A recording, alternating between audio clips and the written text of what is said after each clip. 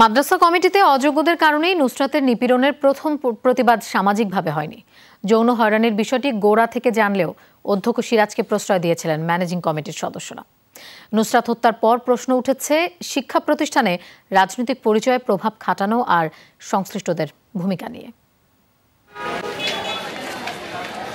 নুসরাত হত্যায় অভিযুক্ত সোনাগাজী ফাজিল মাদ্রাসা কমিটির সহসভাপতি রুহুল আমিন পেরন্নি মাধ্যমিকের গণ্ডি, অথচ উপজেলা আওয়ামী লীগের সভাপতি হওয়ায় বাগিয়ে নিয়েছেন মাদ্রাসা কমিটির শীর্ষস্থানীয় পদ। একইভাবে অভিভাবক সদস্য পৌর আওয়ামী লীগের ভারপ্রাপ্ত সাধারণ সম্পাদক মাকসুদুল আলম ও জামশেদ আলম শিক্ষায় অযোগ্য হয়েও রাজনৈতিক প্রভাব খাটিয়ে জায়গা করে নিয়েছেন কমিটিতে। প্রসিডিউর আছে, ম্যাক্সিমাম অবস্থায় এই প্রসিডিউর মেনটেন করা হয় না। দুই একজন বলছে যে আমি প্রেসিডেন্ট হব, আমি সেক্রেটারি হব, ওরা অন্যদেরকে ওইখানে কম্পিটিশন করতে দিচ্ছে না। ম্যানেজিং কমিটিগুলো তারা দখল করে ফেলছে। পরিচালনা করার যাদের যোগ্যতা আছে তারাই যেন এই সমস্ত শিক্ষা প্রতিষ্ঠানের মূল গভর্নিং বডিতে আসা উচিত। শিক্ষা প্রতিষ্ঠানগুলো রাজনৈতিক প্রভাবমুক্ত না থাকলে নুসরাতের মতো এই ধরনের ঘটনা অহরহ ঘটতে থাকবে।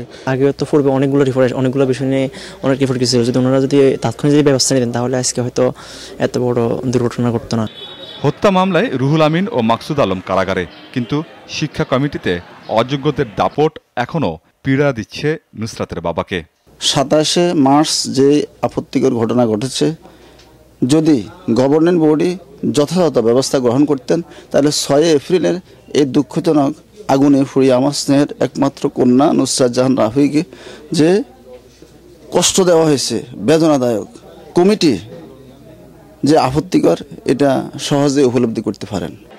মাদ্রাসা কমিটিতে দল বা সংগঠনের প্রভাব অস্বীকার করছেন উপজেলা আওয়ামী লীগের সাধারণ সম্পাদক। এটার জন্য কোনো সংগঠন দায়ী না, বা আমরা সরকারিভাবে সরকার দল কখনো ওইটাতে হস্তক্ষেপ করে নাই। তবে আমরা বলতে এটা সঠিক না, আমাদের কোনো লোক জড়িত না।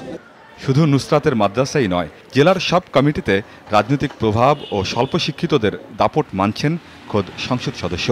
অযোগ্যদের প্রতিষ্ঠান পরিচালনা কমিটিতে না রাখারও ঘোষণা তার। প্রথম কথা হচ্ছে যে একটা কমিটিতে যে সভাপতি হবেন তাকে ওই লেভেলের উপরে শিক্ষিত হতে হবে, নাম্বার 1। একটা হাই স্কুলের ম্যানেজমেন্ট কমিটির সভাপতি হবেন যিনি হাই স্কুল পাস করেন নাই, I am not going to allow that. এবং তার ওই সাংগঠনিক দক্ষতা থাকতে হবে যাতে করে একটা প্রতিষ্ঠানকে পরিচালনা করতে পারেন, মান উন্নয়ন করতে পারেন। এই সবগুলো আমি অবশ্যই বিবেচনা করব। প্রাথমিক, মাধ্যমিক, কলেজ ও মাদ্রাসা মিলিয়ে ফেনীতে শিক্ষা প্রতিষ্ঠান প্রায় 900। এসব শিক্ষা প্রতিষ্ঠানে পরিচালনা কমিটির বেশিরভাগ সদস্যই রাজনৈতিক নেতাকর্মী। আমিন বাবু, যমুনা নিউজ।